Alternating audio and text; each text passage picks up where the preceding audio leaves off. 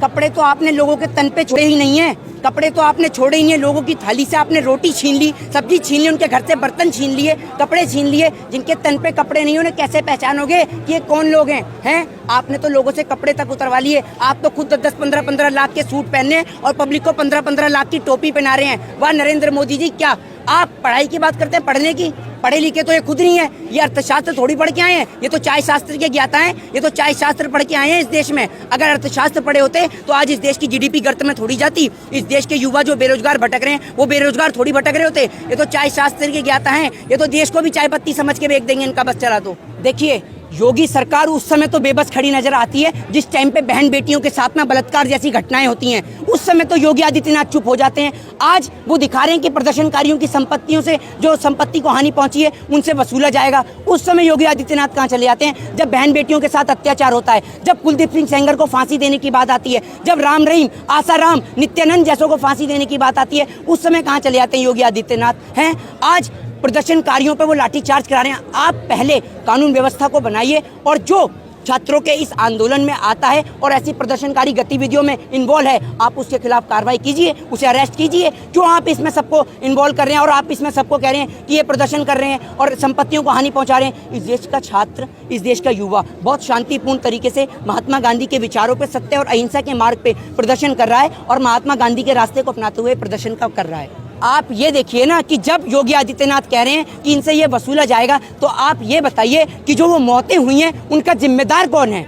उनका जिम्मेदार है योगी आदित्यनाथ का पुलिस प्रशासन, जो सरेआम गोली कर रहा है। उनकी परमिशन कहाँ से आई? उनकी भी तो आप इंक्वायरी निकलवाइए। आप गोलियां चलवा रहे हैं। दूसरी बात, जब विपक्ष मिलने जाता है तो उसे मिलने भी नहीं दिया जाता।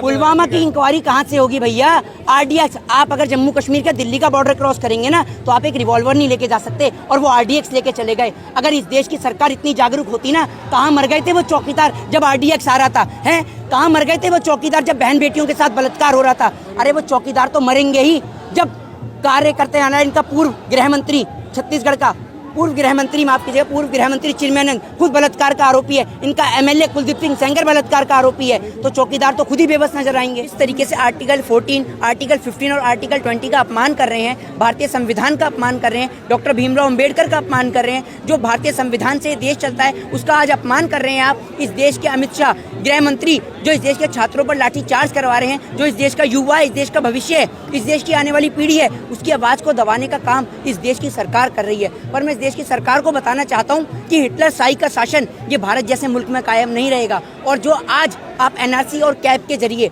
आज आपस में लोगों को बांटने का काम कर रहे हैं ना, तो इस देश के एकता में अनेकता वाला ये देश है, अखंड भारत है। ये हिंदू, मुस्लिम, सिख, ईसाई सभी के बलिदान का देश है। देश पे खड़ा जवान अपना काम पूरी ईमानदारी, निष्ठा और भाव के साथ निभाता है। आपकी तरह नहीं सोचता कि वो हिंदू है या मुस्लिम है। आज देश के प्रधानमंत्री नरेंद्र दामोदर दास मोदी ने और देश के गृह मंत्री अमित शाह जी ने NRC और कैब लाके, NRC ऐसी फर्जी NRC लेके आए जिसमें भारत के चौथे राष्ट्रपति फखरुद्दीन अली अहमद के परिवार का नाम नहीं, ऐसी तो ये फर्जी NRC लेके आए। 19 लाख लोगों का NRC के अंदर नाम नहीं है, उसमें हिंदू भी हैं और मुस्लिम भी हैं। 12 लाख उसके अंदर हिंदू हैं। उन हिंदुओं का क्या होगा? क्या वो हिंदू नहीं है? आज आपने स्वर्ण हिंदुओं के ऊपर SC ST एक्ट लाया, हम हिंदुओं के ऊपर आपने 10 साल का कड़ा कानून लेके आए। आज हम पे 10 साल की सजाए मुंह खोलते ही क्यों?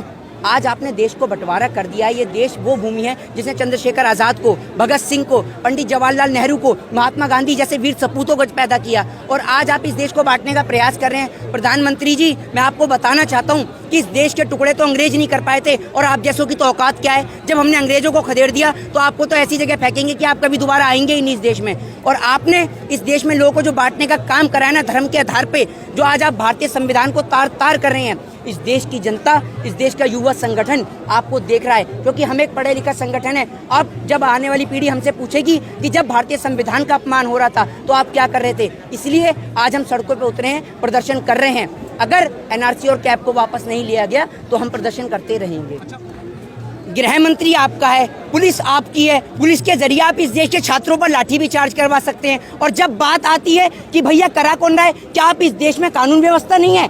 कानून व्यवस्था कहाँ बेबस हो जाती है। जिस टाइम पे भाजपा के कार्यकर्ता के लोग प्रदर्शन करते हैं उन पे पुलिस लाठीचार्ज नहीं करती। क्यों नहीं करती? इस देश के छात्रों पर जो आज अपनी आवाज को उठा रहे हैं, आज उन पर लाठीचार्ज की जा रही है। आवाज को उठने से पहले ही दबा दिया जा रहा है, और जो आवाज उठा रहा है या तो उसे देशद्रोही या इस देश को बोल दिया जाता है कि इस देश का नागरिक नहीं है, उसे अरेस्ट कर दिया जाता है। कहाँ का इंसाफ है ये? आज आप भारतीय संविधान को तार तार कर रहे हैं, हिटलर शाही का शासन इस देश में ला रहे हैं। पर मैं आपको बताना चाहता हूँ कि ये भारत ऐसा देश है जहाँ हिटलरशाही कभी कायम नहीं हो सकती। इस देश में हर एक व्यक्ति पढ़ा लिखा है जो आपको अपने मत के माध्यम से, अपने वोट के माध्यम से आपको जवाब देगा, और कड़ा जवाब देगा, जिसकी शुरुआत कल झारखंड के नतीजों से हो चुकी। जब आप लोगों को मॉब लिंचिंग के नाम पे मरवाएंगे हैं, देश में दंगे करवाएंगे, दूसरी बात जब इस देश के छात्रों को लाठी से पिटवाएंगे, देश में 45 साल में सबसे ज़्यादा बेरोजगारी हो रही है, रोजगार नहीं मिल रहा, तो क्या आपको लगता है कि इस देश का युवा, इस देश का किसान आपको वोट देगा?